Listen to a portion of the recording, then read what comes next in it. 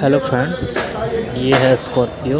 और इसमें प्रॉब्लम ये थी कि जब ये गाड़ी कोई भी गड्ढा या ब्रेकर पार करता था तो इसमें आगे से ड्राइवर साइड से जो फ्रंट व्हील है वहाँ से कर की आवाज़ आती थी।